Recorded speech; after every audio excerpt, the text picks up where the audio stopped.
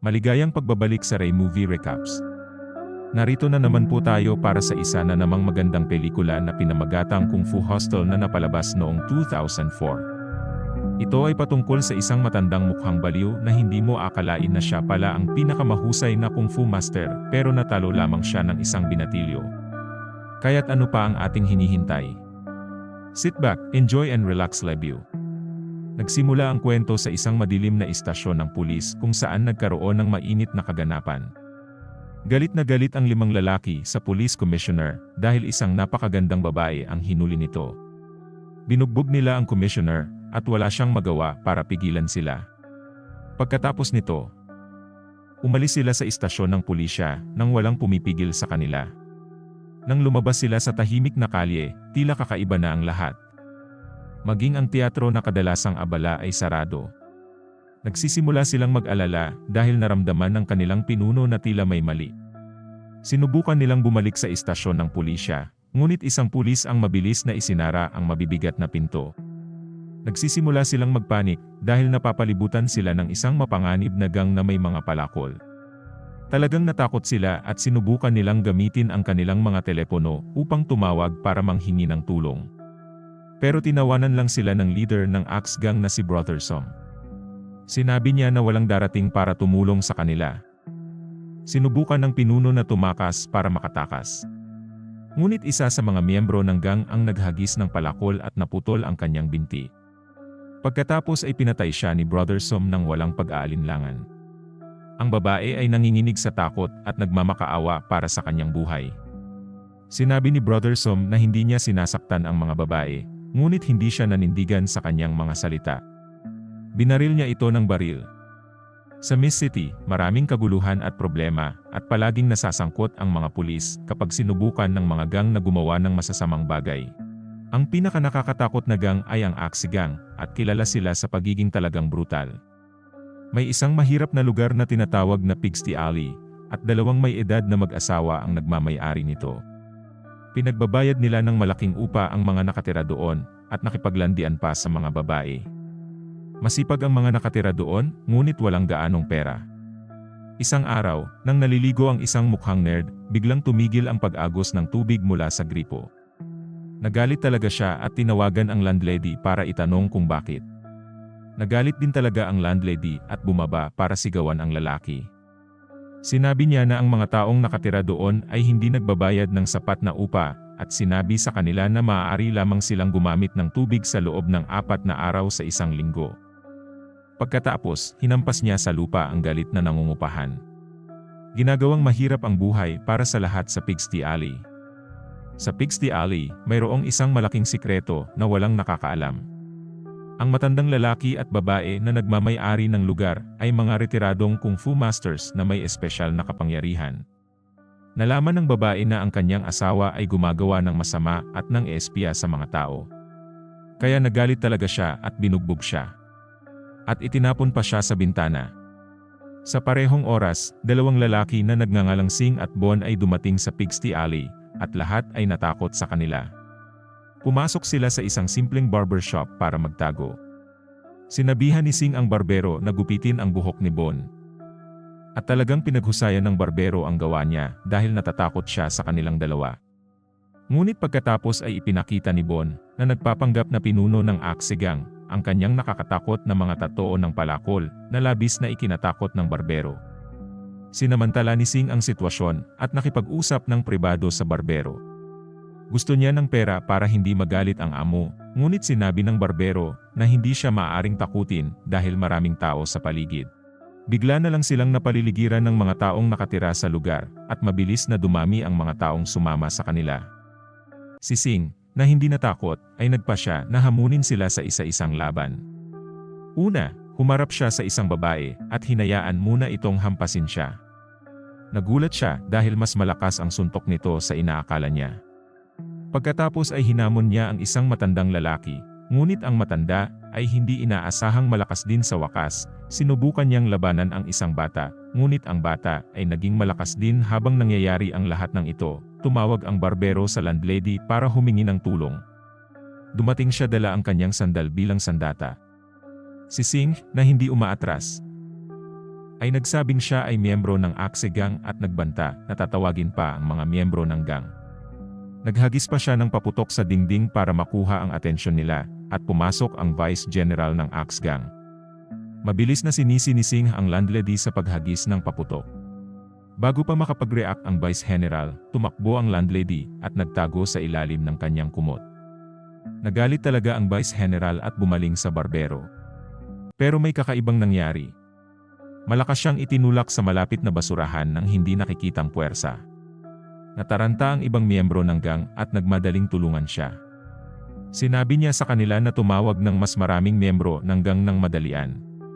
Paglubog ng araw at dumilim na, kontrolado ng nakakatakot na Axe Gang ang buong lugar.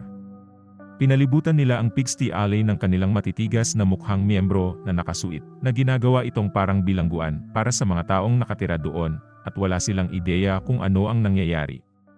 Isang napaka-nakakatakot na sandali ang nangyari nang isa sa mga miyembro ng gang ang nagbuhos ng gasolina sa dalawang taong walang magawa. Si Brother Som, ang pinuno ng gang at isang napakalupit na tao, ay nagbigay ng seryosong babala sa natatakot na kapitbahayan.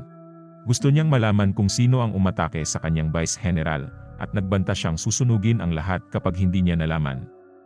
Binato pa niya ng lighter ang isang babae, ngunit may isang hindi inaasahang tao ang nagpakita, isang matapang na tao mula sa kapitbahayan na tinatawag na Cool Aid.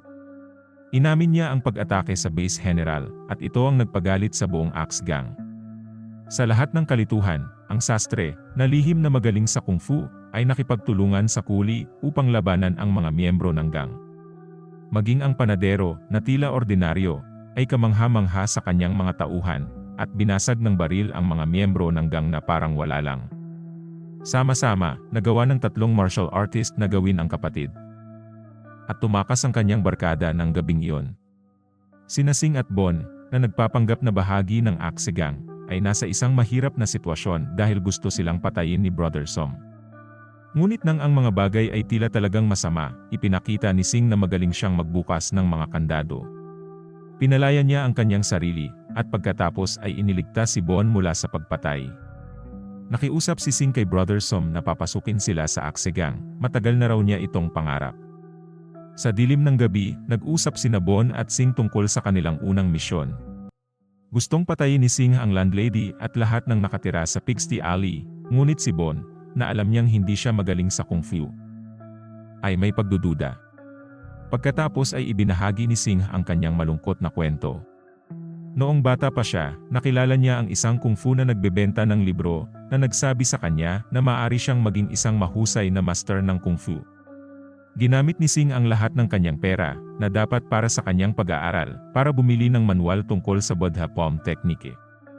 Araw-araw niya itong ginagawa, ngunit nang sinubukan niyang protektahan ang isang babae mula sa mga bully, nasaktan siya at napahiya. Inihian pa siya ng mga bully.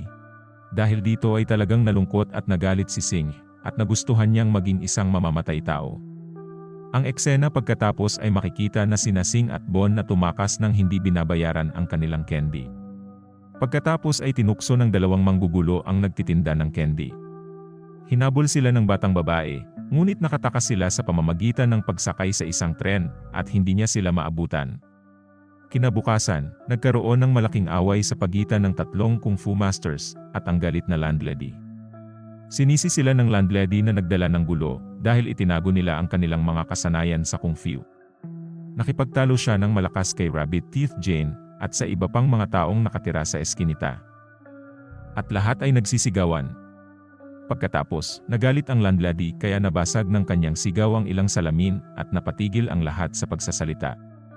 Sa lahat ng kalituhan, dumating sina Singh at Bon na may masamang balak na gumanti sa landlady. Nagpahiwatig sila sa isang sulok at sinubukan siyang hagisan ni Singh ng kutsilyo, ngunit nagkamali ito at tinamaan siya ng kutsilyo sa balikat. Sinubukan din ni Bon. Pero mas lalo lang niyang nasaktan si Singh, sa pagkakataong ito ay nasa takip pa rin ang kutsilyo. Nabigo ang plano nilang saktan ang landlady at kinailangan nilang tumakas. Pero nakita sila ng landlady. Sinubukan siyang takutin ni Bon sa pamamagitan ng pagpapakita ng isang kahon na may mga ahas. Ngunit hindi sinasadyang nahulog ang mga ahas kay Sing nang subukan ni Sing na tanggalin ang mga ahas sa pamamagitan ng pagsipol, kinagat ng isa ang kanyang labi. Hinabol ng landlady si Sing, ngunit nakatakas ito. Kinaumagahan, nagulat si Bon nang makitang mabilis na naghilom ang mga sugat ni Sing na sabi niya na malakas daw si Sing pagkatapos ay pinagtatawanan nila ang dalawang bulag na lalaki na may dalang malaking bag. Hindi nila alam na ang mga bulag na lalaking ito ay talagang mga bihasang mga kung fu master na inupahan ng Axe Gang. Pumayag sila sa plano ni Brother Som na tanggalin ang tatlong kung fu masters sa Pigsty Alley. Sa gabi, palihim na pumasok sa Pigsty Alley ang bulag na kung fu masters. Mabilis na natalo ng isa sa kanila si Cole E, habang ang isa naman ay mahigpit ang laban sa mananahi.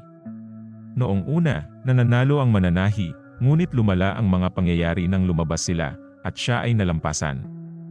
Gumamit ng instrumentong pangmusika ang mga bulag na master upang salakayin ang sestre na may maraming armas. Kahit na sinubukan ng panadero na tumulong, hindi nila kayang talunin ang mga bulag na ito. Nang tila sumasama na ang mga pangyayari, ay biglang sumigaw ng malakas ang landlady at tumigil ang away. Nagpakita ang may-ari at pinatigil ang mga bulag na master sa pamamagitan ng pagsira ng kanilang instrumento. Pagkatapos ay nilabanan niya ang mga ito gamit ang kanilang sariling mga taktika at itinaboy sila na parang wala lang. Kahit na inayos ng mga lalaki ang kanilang instrumento at sinubukan ang kanilang pinakamalakas na pag-atake, sumigaw muli ng malakas ang landlady. Pinalaya sila ng punit-punit na damit. Humingi sila ng awa at tumakbo sa takot.